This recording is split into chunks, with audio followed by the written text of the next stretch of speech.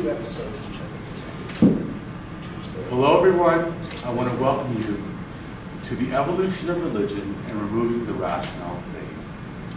My name is Damien Marie AtHope and I'm an Axiological atheist, which can be understood as a value theory or a value science atheist. Put in more normal terms for people, this would be a argument using ethics against all deities, gods, and ideas, not simply lacking disbelief or skepticism. This is also moral argument driven. That means that the main driving force for me is things that have to do with making morals. And it really has to do with, to me, not simply the lack of the lies, but a telling of the truth. I have been on a journey for truth since the beginning of my disbelief. This is the culmination of that endeavor.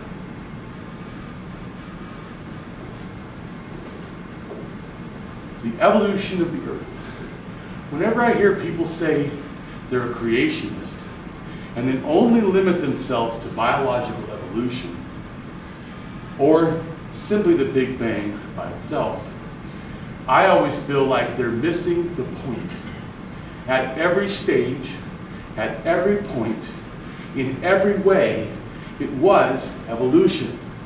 It is the most ridiculous thought that something created this. So I will keep going. The Earth is approximately 4.6 billion years old.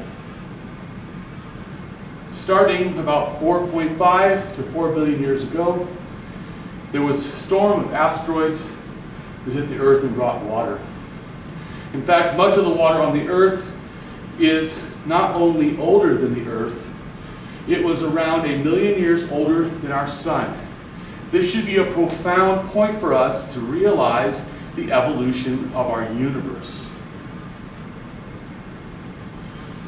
The Earth became a terrestrial biosphere and emerged as early as 4.1 billion years ago. Another thing that's always odd to me is when they say, well, how is there seashells on a mountain? And I think, obviously, you do not understand the chaotic nature of the land masses that we think of on the Earth.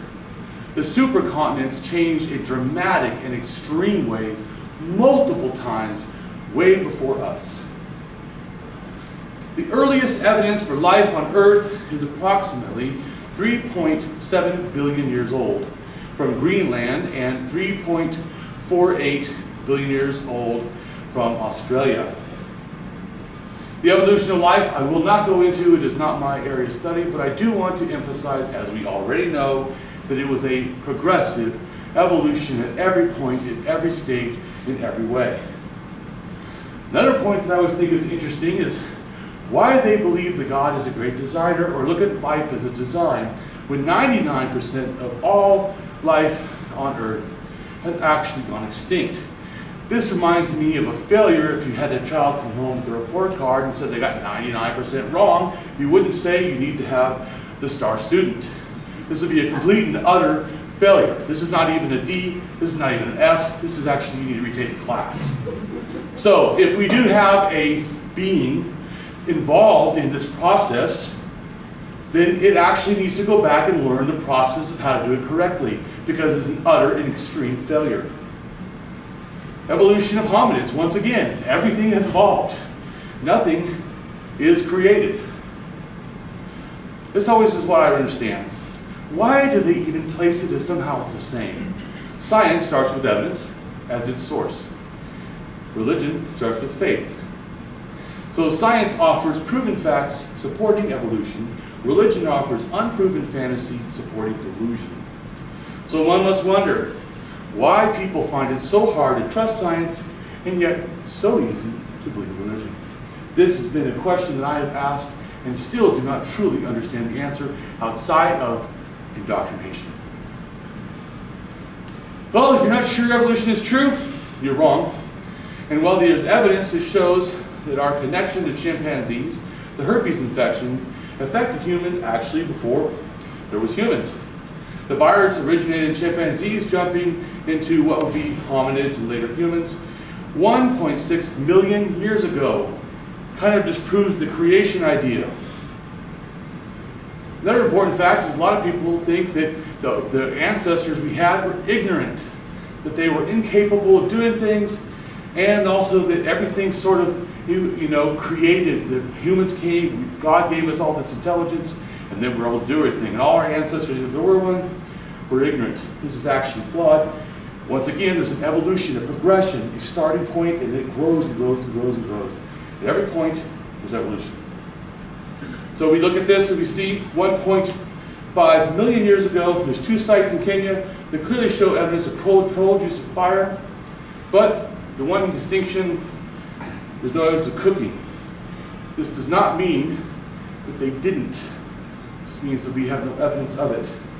I always think to myself, I have a friend who's an archaeologist. He is very harsh when it comes to epistemology. Epistemology is how we actually know knowledge or validate the knowledge source that we believe that we know.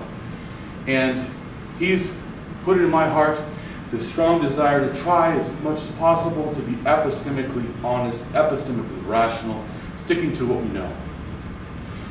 This is my art, the evolution of superstition to religion. Because guess what? Religion's not special.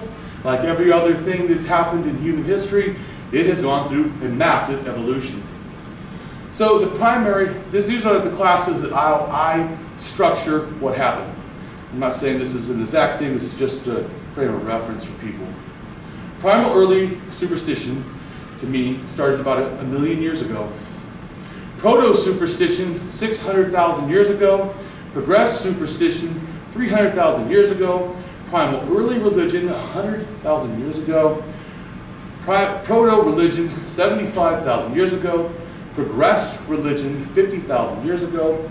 Primal early organized religion, 13,000 years ago.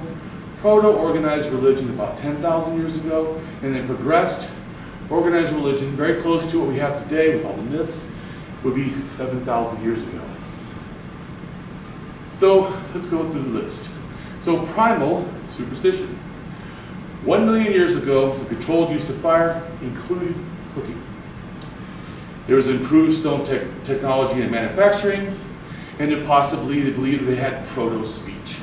All of which demonstrate thinking as well as cultural advances, which would have further aided in the future development, distribution of the primal superstition. Which, of course, as we know, or at least as I surmise, would lead down to the path eventually of what we think of as religion. Although I'm going to make a distinction. This is not religion.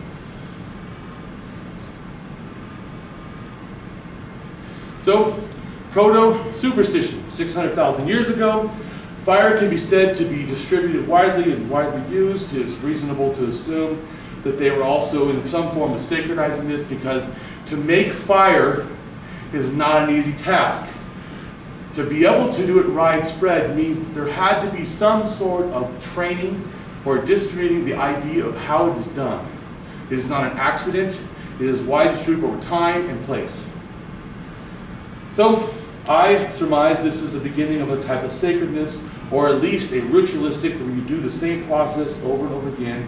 And it's easier to teach someone an idea when it has like a story to it than just simply if I were to give you all these facts, you would forget them almost immediately. So I think this is when they basically started to shift and emerge, because they're evolving like everything else on the planet. This right here, they call it abstract art. 540,000 years ago to 430,000 years ago in Indonesia, the shells were found to be used, and also they tested that groove was not a rock. It was actually a shark tooth that was found in the area, and multiple holes were made intentionally for some processing purpose. Also, likely with the shark's tooth, showing that there were tool use and the implementation of ideas and means of carrying it out. Now, once again, I think that we need to understand we like aesthetics today. To me, I hope that you understand when you watch this that a lot of it has to do with aesthetics. We choose things we like. We like colors, we like designs, we like things. To me, religion is almost an outplay of that. The superstition, because we like doing certain things. Some people say they like to go to church just because of the rituals, just because of the beautiful lights. This is a common theme that actually didn't originate in us. It also evolved. 500,000 years ago in England, a woolly rhinoceros shows evidence of a projectile wound, most likely caused by a javelin or a stone spear. So this is called the Venus of Background. It's from Israel. It's dated at somewhere between 500,000 to 233,000 years old. Approximately could be, I saw in a book that it was listed as possibly 300,000 years old. This is important. I do not believe this is a goddess. I hear a lot of people in goddess worship faiths try to take archaeology and make it something it is not. I do not believe this is religion. I will agree that this is anthropomorphizing. This is trying to make nature fit some characteristic of humans. I would also agree it is most likely trying to represent a female. I would though leave it at that. We don't know why they made it. It absolutely was made though. These grooves on it, they have tested this thing with ultraviolet light and other kinds of means of tests. It's also covered in red ochre, which is not found in the area. So someone intentionally rubbed red stone, over it to give it a different effect. There's also a small hole. Now, the hole could have been intentionally somehow drilled. Although, we need to be careful because it also could have been some natural formation they just emphasized. I will say though, we do know that there's a little black chip of something inside of it. Now, did they put it inside it or just natural forces forced it into a hole that was already there? Don't know, but it is interesting and its place seems to be in the center. Once again, if nothing else, they intentionally emphasized this point, showing a form of intelligence, seeming to show also a form of some sort of ritualization or implementation, because aesthetics are really nothing to do with survival in the normal sense. So it doesn't help our bodies. But I will tell you, no one in this room probably could live without aesthetics psychologically. So this is showing to me, of some possibility of a psychological understanding, which to me is a connection to the deeper reasons of why people like religion. It's a psychological thing. It is not just an action. So 400,000 years ago, in Germany, the oldest spear in the world. And this thing is 9 feet long. Several spears are found, and it's very amazing that they were able to make both points. What I think is also interesting that doesn't seem as the aesthetic value. Why did they clean the spear? Why? I mean, couldn't you just left the bark on it? It's the extra effort, the non-necessary behaviors. They made it clean, come from one end to the other, smooth. Why? 400,000 years ago, who's checking you? Who's going to critique you? So the fact that it's done really tells something. Sometimes it's really hard because artifacts you actually have to look at and understand their place and why. 400,000 years ago to 350,000 years ago in Germany was found an elephant bone fragment. Now this fragment to me looks like a Bowie knife. But once again, or something that's similar. But we have to also not look with our eyes. In other words, we have to not look with our interpretation of our world. We cannot put our world in theirs. I have no reason to understand why they made that shape. Although they did make that shape, and they use it for nothing that we can apparently understand. So when you make something, they consider it abstract art, 14 lines and 7 lines. Some people say it possibly could have represented lunar cycles or some other thing like cycles possibly of a female, in ovulation. But anyways, so this Homo erectus skull, he was dead and his head was smashed before burial. Unnecessary. It was not even the reason that the being had died. But I see this as possibly some sort of burial or funerary behavior. Or maybe he was just a jerk. Maybe they didn't like it. I mean, it was saying that we have to epistemically not just use one idea, but try to see that there could be other ideas. Because if we take one idea, we might actually end up with ancient aliens, which is actually totally nonsense. So we have to be careful. This right here is a 300,000-year-old wolf's tooth pendant from Austria. They know that it was worn in that hole. The problem, though, they call it a pendant, but if we're epistemically honest, we don't know what they actually tied it to. It was tied to something. Could have been a spear. Maybe it gave the spear power and they threw it. We don't know. Maybe it was around the neck and they believed they took the power of an animal. We don't know. Maybe it was around the wrist and they just like jewelry. We don't know. Maybe it was given as an offering to a spouse, or they don't know. Maybe it was given to a child. Maybe they just made a hole because they liked it and they just threw it on the ground. I don't know. So the earliest possible use of red ochre is thought to be 300,000 years ago. Now, as I already said before, that one figurine was smeared with red ochre. This has to do with actually deciding to pick a site and mine it. The oldest mining in the world is actually for red ochre, which has very little distribution as a use other than some sort of ritualistic. Although, it does appear that if you smear yourself with red ochre, it's possible that you get less sunburn. If you smear yourself with red ochre, it's also possible that you don't get as many bites from mosquitoes. They also, later on in the archaeological record, they actually use it when they make their like glue for like arrowheads and different stone tool use.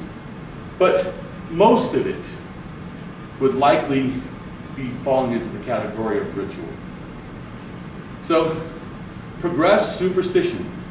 300,000 years ago in Spain, there's evidence, appears, of intentional storing of bones. At least 32 people were found in a cave chamber pit in the farthest part of the cave. This behavior seems to suggest a belief that dead humans or hominids are not the same as other animals. They're actually doing something with the bodies intentionally, it appears. Also, this is a stone axe that's red, and it was found on top, red quartzite, and it was found on top, exposed on top of the 32 bodies, or the levels of bones. And it appears that it would be done for ritual use. But if we're epistemically honest, and we don't allow ourselves to just use one reference, could it not that some people fell into a cave, other people came to help them, someone brought a weapon, because they know this wasn't used, so that's why they thought it was maybe ritualistic. But it also is possible that this was a weapon they were going to protect themselves, and when they fell in, it just fell on top of them. I don't think that's probably what it is, but we have to be careful not to overlook at the evidence. This right here reminds me of aesthetics again. We're making jewelry to impress who? 200,000 years ago, beads in Libya. Now the top beads are the actual artifacts. They're made from ostrich bone. This is just a representation to help understand probably what it could have been. What are we tied together with? Could be string, could be sinew, could be plant fiber. Don't know. But the fact that they tried to make it evenly symmetrical seems to have a desire that is ritualistic, or at least extremely aesthetic. All right, this right here is the oldest bones of a Homo sapien, 195,000 years ago in Ethiopia. DNA actually goes back further than that, but this is an older reference. I don't see how Ken Ham and the other creationists are going to explain this. Of course, they just say the numbers are wrong. All right, so Neanderthals built a series of large underground circles using stalactites that they either cut off or broke off or knocked off in some way 175,000 years ago in France. So I have it's my own little pet theory. I have a belief that it's maybe possible that we did not do religion, but we were taught religion. It's hypothetical, and I'll tell you why. Neanderthals seem to teach us primal religion, in my opinion, or possible, or at least burial or thoughts of some afterlife or some sort of sacred with this. 143,000 years ago to 120,000 years ago in Israel, found evidence of Neanderthal-type burial of an arcane human female. So they actually buried one of us first, not the other way around. And then later, in another cave in Israel, at 130,000 to 100,000, we have Neanderthal hybrids mixed with humans and buried in a Neanderthal way. This is really important because I think that it shows that we're also interbreeding. And to me, when you're interbreeding, we're not just actually engaging in relations with these people, we're also transmitting culture and ideas, or at least it would seem that that would be possible. And thus why I think that we didn't do it first, they did.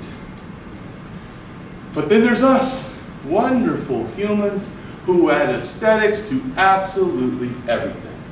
Primal early religion, one thing different that we did besides also using red ochre and burying in the ground as they did, is we like to add little trinkets, little things. We like to offer gifts.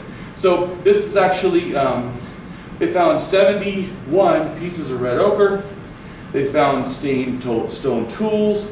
They found other bones and items suggesting ritual use. They also found a mandible of a wild boar, and it was placed in the arms of one of the skeletons.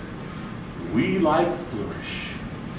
This is something that's unique to us and not to the Neanderthals. They like to do stuff, but they was a lot more mild in their symmetry and how they place bodies and artifacts that they didn't put in it. So, but the Neanderthals evolved too. We all did, and we all do. At 75,000 years ago, there's evidence that Neanderthals started looking at nice little rocks and making them as stone tools, but not using them. Also, this right here probably wouldn't be able to use because it cracks too easy. It's not a very effective stone tool. So the fact they made a lot of them seems to be that they were doing it for aesthetics, possibly for ritual, or maybe they just liked it. So at 75,000 years ago to 75,000 years ago in South Africa is the first evidence of worship. This is what a crude representation of a stone snake or python that are still found in the area today. This is deep in the rock thing. They actually burnt and, some of their stone tools and ruined them for the sake of this stone snake. Why you would make things in handcraft and then just ruin them, it would seem that you have some value higher than the tools that you're destroying. So, but this is actually not doing anything for them, well, we know. But of course, every religious person will understand doing behaviors that actually is taking up your time, or taking up your effort, or taking up your work, is something religion does even to this day. They actually didn't just like the fact that naturally it looked like a snake. They did actual digging on it to look like it had scales or something of the like. So, progressed religion. So at 50,000 years ago, there's a transition for multiple reasons. One of which, though, is that 50,000 years ago, we became what we can call modern humans. And also, it seems to be that not us only were burying more of a way, but also Neanderthals kept progressing and becoming more advanced. Maybe because they met us. So maybe it's a transmit of culture both ways, not just Neanderthals teaching us, but us also teaching them as well.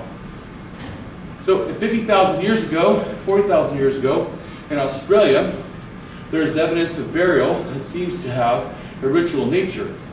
It was sprinkled with lots of red ochre.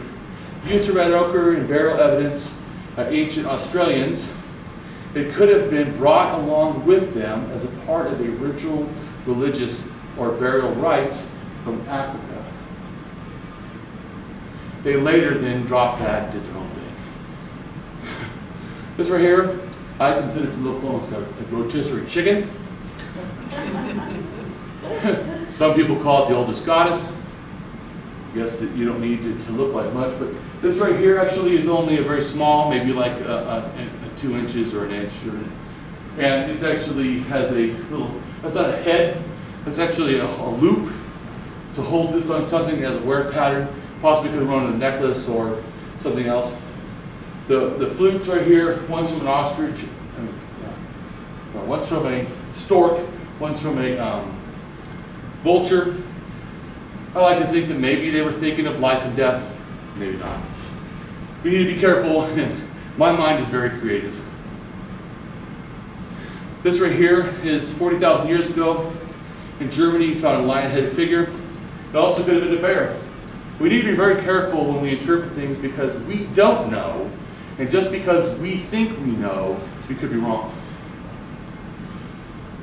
Okay, so 36,000 years ago to 32,000 years ago in France.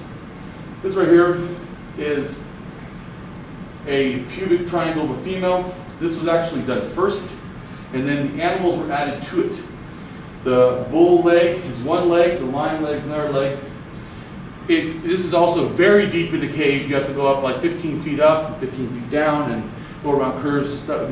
It's a lot of effort. They were not doing this stuff by where they were living. They were actually going out of their way to make it the hardest, the farthest, the deepest, and then doing the caves with art.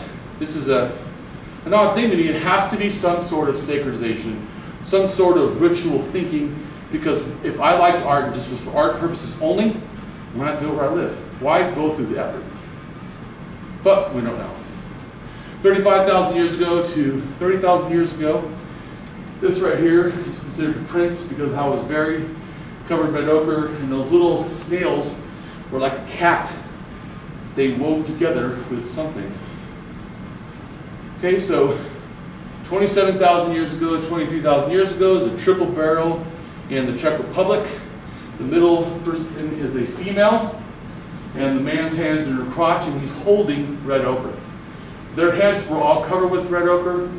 They considered this to be somewhat, I can't remember the name, derogatory or offensive or something. They didn't like it because it seems too sexual or something, out of the norm.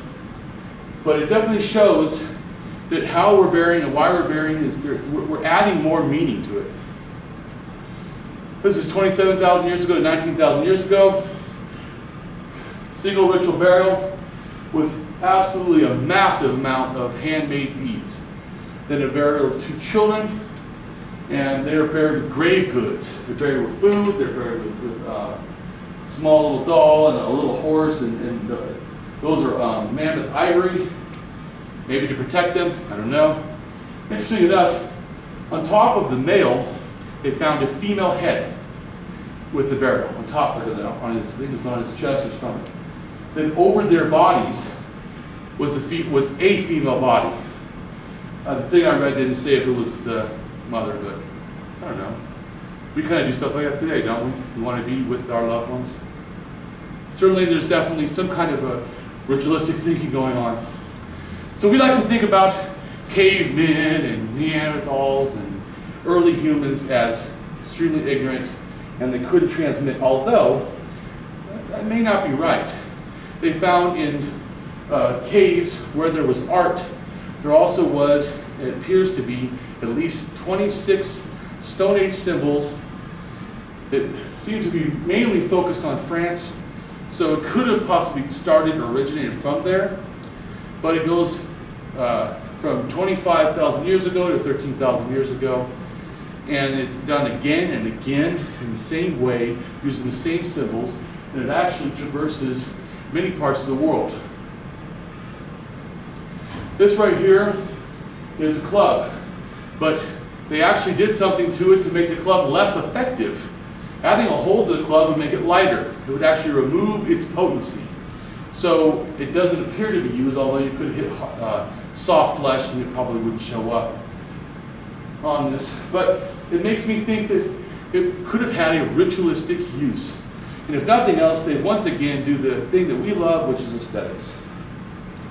So it seems to be, this is just to give you an idea, there's way more stuff in this, but this seems to give you a quick idea that it's very possible there's a connection to shamanism in multiple things, in multiple places, and so there's some sort of a connected thing. Shamanism could be one of the original type of religions.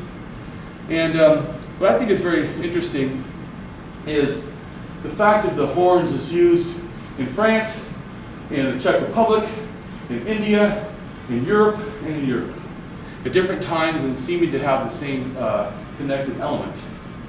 It could just be that they all liked horns, but it's interesting. Another thing too is interesting is the fact that that's a variable female. Females are very prominent.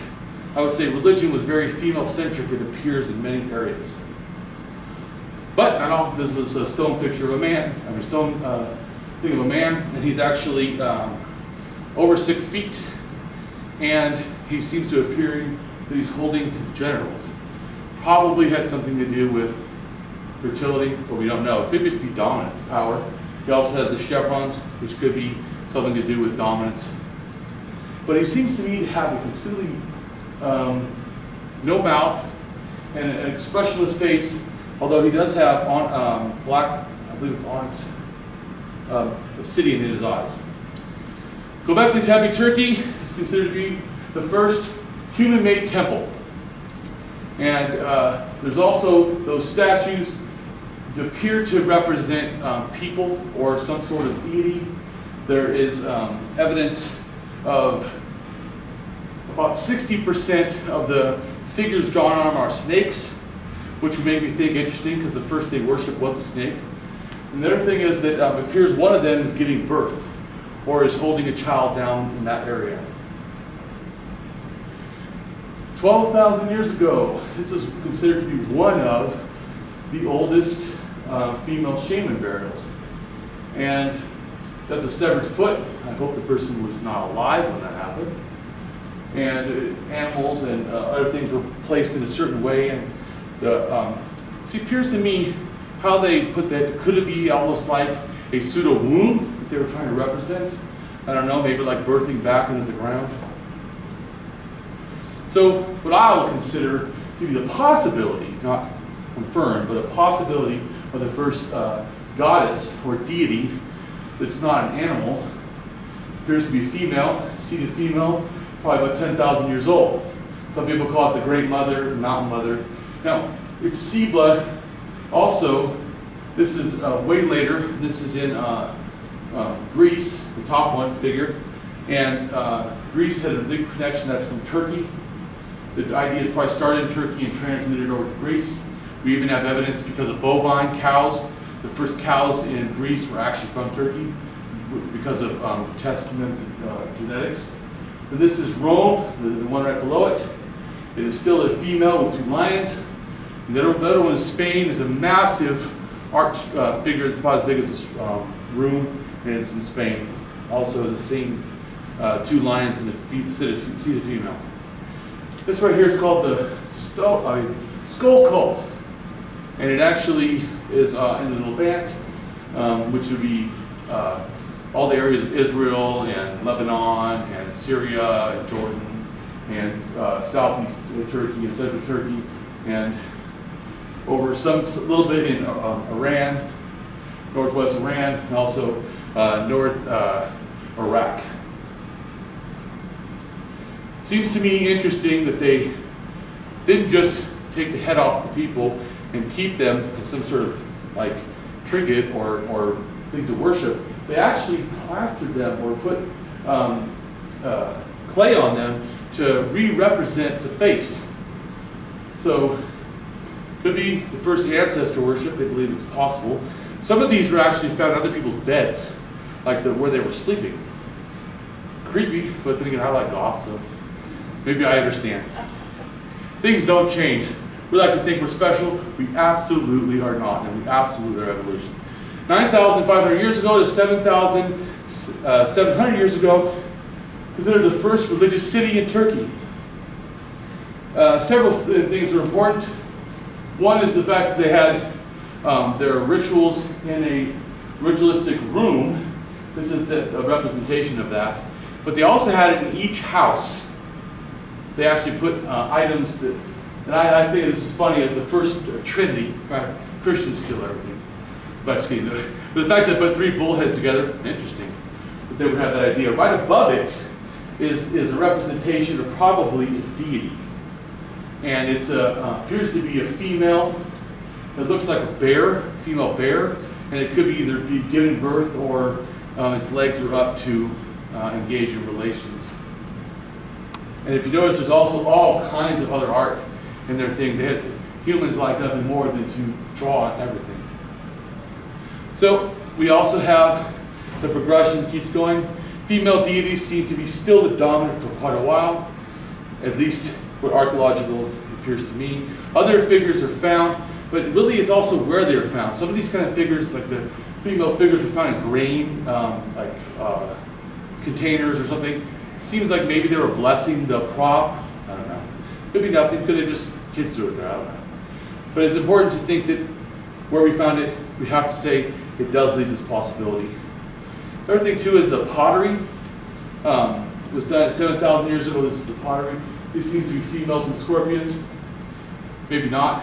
Could be representing 4 corners or 4 types of elements. I don't know. But it does seem interesting that the fact they put the effort on plates and bowls and cups and everything they had. So then we finally get the evolution of organized religion. 7,500 years ago in Turkey, there was an absolute cultural explosion in that area. And a lot of the stuff seems to be starting to be extremely fixed. So instead of before, sacredizing could have been that you did stuff in a very loose way, it started to organize. It started to have a repeated structure that they then kept adding and evolving and evolving. This thing of, from, like I said, Turkey, you still see the evidence a little bit later happening in all over Greece. You still find clay and ceramic figures of animals, human figures, possibly deities. A lot of the animal figures are generally crude. Very good distinction. If the animals were the deity, why are they crude and the female humans are more intricate? Maybe it's nothing. Maybe I like females. Maybe they did. Who knows? But it is interesting that they would put an extra effort, because if they did, it could be that the reasoning is it had a higher significance. If it had a higher significance, possibly they're deities. 7,000 years ago, still females. These are very textualized females, figures, representation in Africa. And it seems to be that possibly they did this for a shamanistic reason. This is very interesting. 7,000 years ago, all graves in Egypt were basically buried with a naked female carved out of ivory and wood, and mainly ivory. But this right here is a representation. I think it's interesting because if you look at a little bit later at the Egyptian myths themselves, most are clothed. Most of their deities, they have clothes on. But this one is naked. And this one actually is the goddess Nut, who helps you into the afterlife. Which is funny because that seems to represent possibly a connection to the older myth of burying the female figure. But maybe not. Oops. So, at 5,600 years ago, tomb with a male burial, it was a male figure. First time there's actually a male figure in the grave in Egypt. And it wasn't just a male figure. Lots of other items were found with a highly intricate nature, seeming to show that. And this is also another artifacts were found with a mummy that predates the first dynasty. So we get to the first dynasty. So Egyptian social hierarchy seems to mix religion with culture, with government. It's just one package deal, although it puts the religion at the absolute top. So we have the pharaoh, which is really basically the king priest, then priests and nobles and soldiers, and lower people down below. What's very funny is that one was at 5,100 years ago. This is at 5,000. Probably took the idea or liked the idea. Mesopotamian social hierarchy, mixed religion, government, culture also, and has the king priest on top. The difference is, a little bit, is the king priest of a given area was a lot more distributed. There was a lot of areas that had their own little goddess or god and their own little king priest. The same thing, priest, nobles still atop. To me it's real important because we think of religion today about the separation of church and state. From the beginning of culture, as we know it, that was always the opposite. which would, to me would actually help you to push your ideas. When religion actually is the culture, is the government, promulgating that religion or religious ideas is very easy. Important to note though, the Sumerian and Akkadian gods, the first god was a single only female. And later, the red line represents that she later was, in the mythology, married to the god and gave birth. But as you see, what happens is, later on, she's gone. She's disregarded, and then they just start from that down. Once again, to me, everything is evolution. There's no creation except man-made creation of rocks and things that we make. And this creation of religion is something that completely evolved, keeps evolving. Religion is about as valuable as attending a history class where almost no facts are offered, and worse, they joyfully give you lies. These lies are so special to you and everyone else, you get to reinterpret them as you wish, and when changed to several different forms, they are all still seen as true. Monotheism. Monotheism, to me, I consider monotheism. In man we trust, because it was a push out of the female gods that came before, female leaders that came before, and it basically is the beginning of patriarchy. I don't think that when it started it was that. I think it was very male-centric, and then it evolved. It got more and more and more. Judaism. We all know Judaism, we all know Christianity, but there's a large, long string and evolution of these religions from one to another. Here we have just a rough estimate of the different religions in the world when they started and the members. I also added atheist doubt and scientific thinking. I will draw your attention to the fact that scientific thinking came just before doubt of gods. So I do believe it's possible to think they're both Greek. It's possible to think that it had some sort of an influence. We need to see the world as natural. The next atheist came up and goes, okay, I'll accept that premise. The world is natural. Now that I look, I see no gods. I see no magic. I see no supernatural agency. Thus, I'm starting to doubt. This right here gives you a rough estimation of what I see as the distribution of religions in the world. Now, this is important because where in the world is there not religion? This is not a problem that we can let go. I also believe it's a problem that we may not be able to actually remove. Thus, I think we need to actually think in harm reduction mentality of minimizing the destructive capabilities and maximizing the positive benefits. In other words, if a social justice church wants to go out and help homeless, I'm for that. If they want to make laws hurting transgender or people that are homosexual, I would be extremely against that. Sexism in the major world religions, they all have it, and I documented every one. I have a blog for each and every major religion, 10 in the world, and a few extras just because someone's asked me to, giving at least a page of things and why, the rationale, the justification, the evidence, and the clear outcome of this problem. Religion to me, after looking at all the archaeology, just seems like a container. Religion is like a container with a label on it. The set of dogmatic propaganda is the thing inside. So they keep telling me, Damien, the reason you don't believe in God is you don't think like us. I'm not trying to. Because to me, we all need to think critically and analytically, and it's been evidenced that analytical thinkers usually do not believe in God at a higher rate than other thinkers.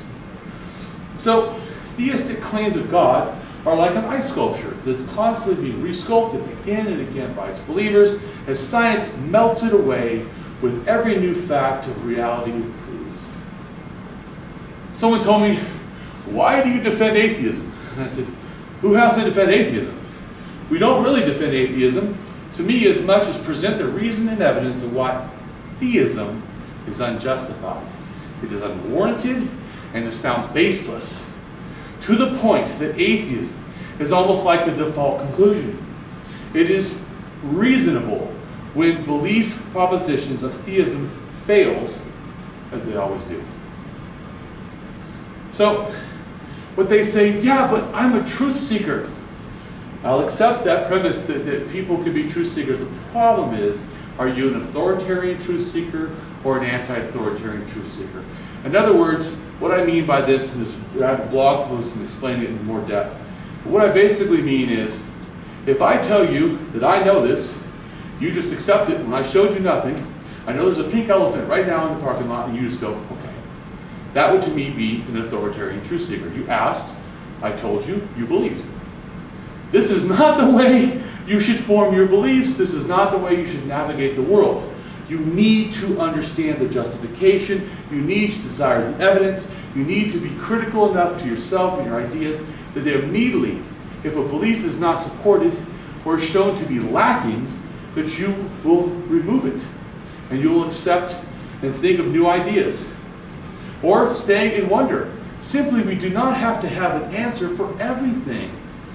I love when they go, well, how can you explain the cosmological argument? And I go, I don't know.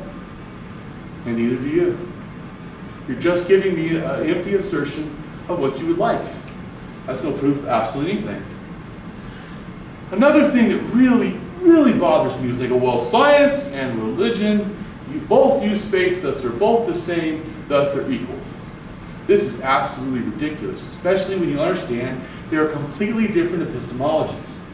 I would go on to it, but I also have my blog that you can go look at, and I explain this way better and a lot more thoroughly. But basically, science follows a process where at every step, it's testing, it's looking, it's challenging even itself before it allows something to be done.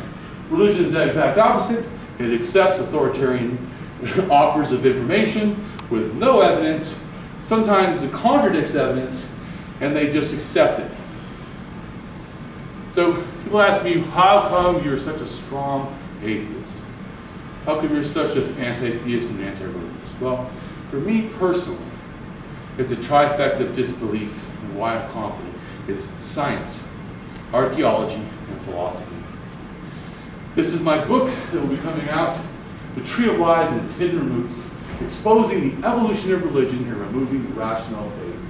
And to me, my thing is, come on a journey to free thought, where the war is against ignorance, and the victor is a rational mind. And I would like to thank you for giving me your time. And now, if you would like, you can give me any questions. When's your book actually going to be available? I have over 2,000 references, and it has to be precise.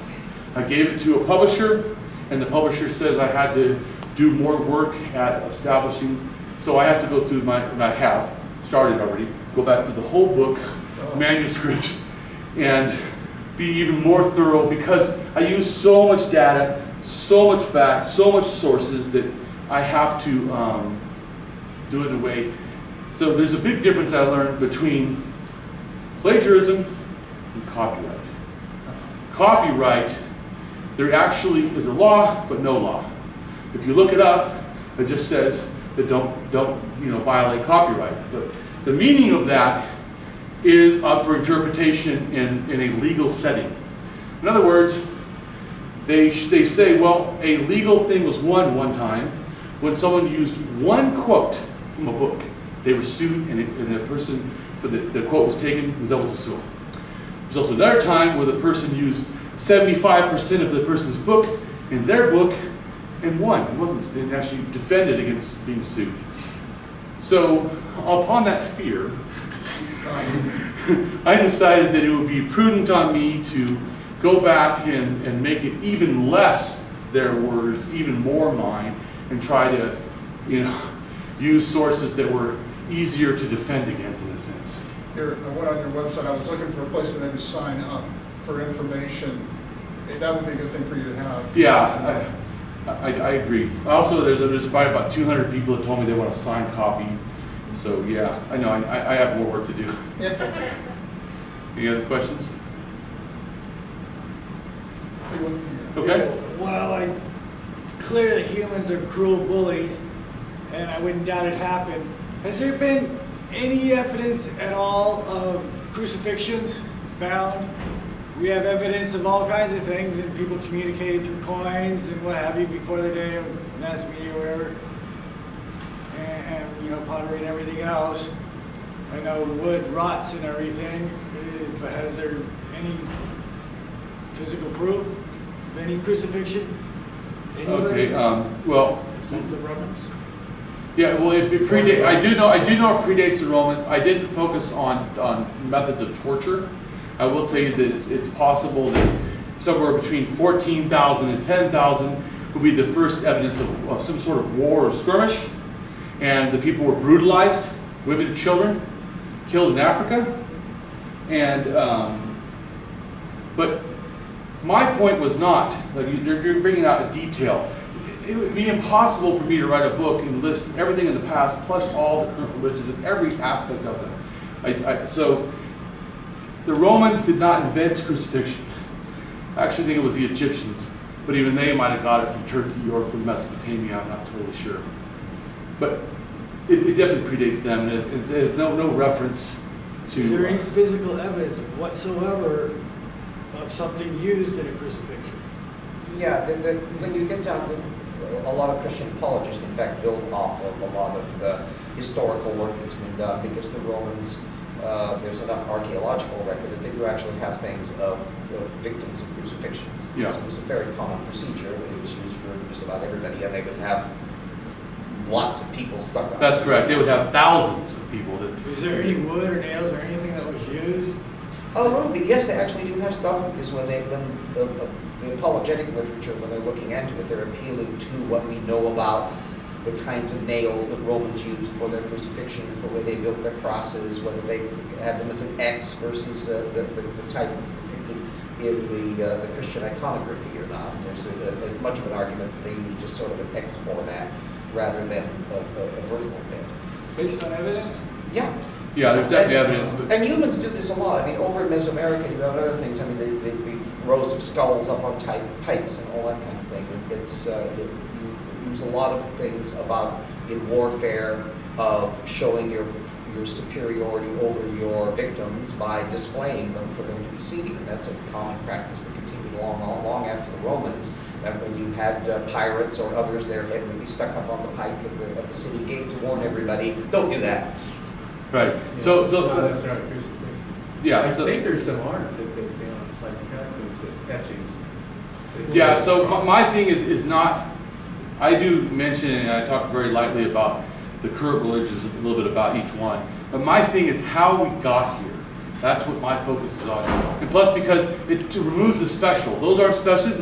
Christianity is a fifth generation religion, or whatever. At least, I mean, it's nothing special, nothing new. There's not even a reason to even take it, as a serious claim.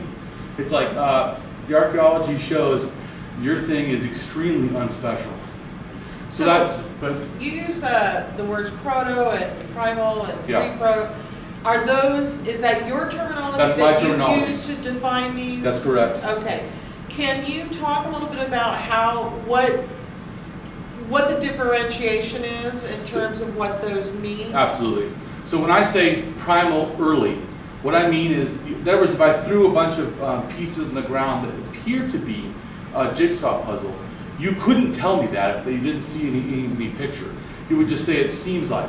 You see the pieces there. They're not together. Then another thing would be if I were to put just the outline, right? To me, that's where to be. So primal is all that we see the pieces, but they're not. You can't. I mean, we see them, but it may not be epistemically rational to say that we know that's the beginning. Proto to me is the beginning of. So that would be like you actually see that I've placed them in a ring, nothing in the middle, just or maybe just the corners. You say, oh, I'm pretty sure that is going to be a jigsaw puzzle. So then progress would be half of the thing is together. We still don't totally know what's going on, but we know that is, absolutely a jigsaw puzzle. We actually see half the picture. The issue still is we need to be epistemically rational enough to go, yeah, but we don't know the rest of the picture. And that's why I say that we need to be careful. We know it's something. What it is, think of this. So if we have a picture of a house and a jigsaw puzzle, and the other part is not finished, How do we know it's not a Salvador Dali and the rest of it's the house with weird, clocks dripping off of it? We don't know. How do we know it's not an anarchist or a revolutionary? How do we know it's not a nuclear bomb in the picture? The rest of the house is destroyed and it's showing you the dichotomy of two different things. We don't know. So to me, that's why it's just a simple recommendation. We need to basically be very careful, try as far as we can to stick to the facts and only go the little bit. Not big, well, it must be aliens. In fact, our whole universe must be, a Borg, We need to be little jumps in thoughts, have everything attached to a direct justification, a direct rationale, direct evidence. It is acceptable to make conclusions from the evidence. They always go, well, it's kind of like faith. No, faith is strong belief without evidence or contrary to evidence. What I like to do is, when I have the pieces, I would make no claim at all. I would never form a claim, belief. I just don't know. I see a bunch of things in the ground. Once I see the outline, so we move from the primal, I would never say anything because I don't know. When we move to the proto, when it starts to be the first stuff, I would only use conjecture, which is just a loose rationale of what I'm looking at. I would never form a full belief, fixed belief that I would say I believe this from a conjecture because I don't have enough evidence. It has to be evidence rich. It has to be impregnated with evidence before I will really believe something fully, where I feel it's fixed. I know that this earth revolves around the sun. The evidence for that is overwhelming. To think otherwise would be a delusion. So that's how I so that's what I mean by those things. And I break it into superstition, I break it into like early religion, and then organized religion. So, does that answer your question? There's ironically a whole tradition of humor that beautifully illustrates the epistemological point. There's the Motel of the Mysteries, which is, what would the architectural historian Chris Macaulay had done a wonderful parody book. What would future generations make of the things that we find today, and would they misinterpret what they were for? Like they might assume that there was a huge rival religious cults known as Coca-Cola and Pepsi, and there were these votive shrines that were placed all over the place, and people would put offerings in, and they would get a sacred fluid that they would use for their various rites. You could build an entirely mythological structure from it. The difficulty is we don't have written language for it. Yeah. So when people write down, we know what people were doing with the religion in the 1st century AD and Hindu cultures farther back, because people wrote down what they said about them and they commented upon them. And we have living traditions that we can figure out. But when you're trying to figure out what a Neanderthal was thinking when they made a particular figure or what they did with the bead, it's conjectural. Yeah. But it's unlikely it meant nothing. Yeah, correct. And that's why I say, so we know it didn't mean nothing, but we need to be careful in our interpretation. That's like, I talk to some people like, oh, I believe this. They just start going crazy. All these wild, like, whoa. You need to be careful that you're not forming new mythologies all out of the air. See other questions? Yes, sir? How far back in time did we actually figure out some method of recording information so that we can pass it on? Do you mean by speech, or you mean by actually? Well, 25,000 years ago, we were doing some sort of symbols that were repeated. So, but how much that was transmitting? I think that once again, everything is an evolution. Language, writing, nothing just went boom and just came created. No, it's all evolution. At every step, in every way, in every process, it's evolution. It's interesting. But still, not considering. So probably about anywhere from 7,000 to 5,000 years ago, there would be proto-writing or the first writing. It's interesting that written language, at least in Sumeria, wasn't about gods. Correct. It was about who owns the grain store. Right. It was basically about you're transmitting items between one thing and counting and stuff. So yeah, it was very non-interesting. Yes. The interesting aspect of even translating, I went to a talk about Islam about a few days ago, and he showed just a tiny section of the Quran. Might have been the very first only 29 words, but to translate it to English, they needed 62 words. Wow. So that's a clue. Well, too, it has to do with how language is constructed. English is a peculiar case because we've mutated into a word order language as opposed to an inflected language. So any paragraph in Latin is way shorter than an English sentence. But English has mutated into a much more viable language because it can steal words and structure things much more rapidly. It's much more open-ended. The first writing was more of a pictograph anyway, like it's a picture. Yeah, it varies. Yeah, it varies. Egyptian hieroglyphs are partly correct. phonetic. Mayan language, it turned out surprisingly, was largely a phonetic language, and they made the recent breakthroughs in deciphering Mayan because they remembered, excuse me, there are living Maya. And so they went back and looked at how their actual sound systems were formatted. And although it was pictographic in many ways, and just as the Egyptians were, an awful lot of it was just plain on phonetics. Right, so it would be wrong to say that they were all pictographic at their origin. Some were just like check marks and dots and stuff. Yeah, especially in the Sumerian and the Mesopotamian. So there's not one like thing, and even the Mesopotamian, it's possible they got it from their neighbors in lower Iran, the Elamites, or the beginning of before that culture. So, any other questions? Just curiosity, Daniel Dennett's characterization of the evolution of religion, do you deal with that much in your book, and is that influenced? No. I try to just offer the facts. Well, my book actually starts at the beginning, is removing faith. The whole first endeavor is basically getting in people into the mindset that the way to get knowledge, the way to understand knowledge, the way to process knowledge, the way to actually call something knowledge or to be justified in doing so. Then I go to archaeology, because now you're ready. You can't look at all these facts if you don't know how to process them mentally to be able to get the richness of what I'm trying to offer. Then I move from that to challenging the beliefs you probably had when you started reading the book. And I try to remove those. Then I actually try to get you to have a new thinking. Because I'm trying to remove your old thinking, now I'm trying to give you a new way of thinking and processing. Then I actually try to give you a new way to understand your disbelief and how to interact with people in a more humanistic way. That's like the progression of what the book does. And also the differentiation as to the different ways atheism can be used as a term. In every respect, in a sense, everybody is an atheist because there are gods they don't believe in. The traditional definition of atheism was that, as opposed to the none of the above version of atheism that we developed out of the Right, yeah, well, and also some people that were just, say if you were a Christian and someone was a Muslim, you were an atheist to the Christian religion. It really, I agree, the term, especially historically, was not distinct. It basically is who I hate, they're an infidel, they're an atheist, they're a heathen, or whatever.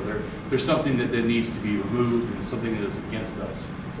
So at the end of your book, I just heard you mention it, you kind of come, I don't know if you'd say full circle, but Yeah, I would say you're full talking circle. about transmitting information or coming to a humanistic conclusion in terms of coming together, I guess, groups coming together. Yeah, coming together, yeah. It's interesting. We had a speaker talk about how it was much more effective to kind of tell stories and relate emotional sorts of things than be always critically, scientifically, just facts and figures. True. Well, and I say, most of the stuff in my book, a lot of it's aesthetic.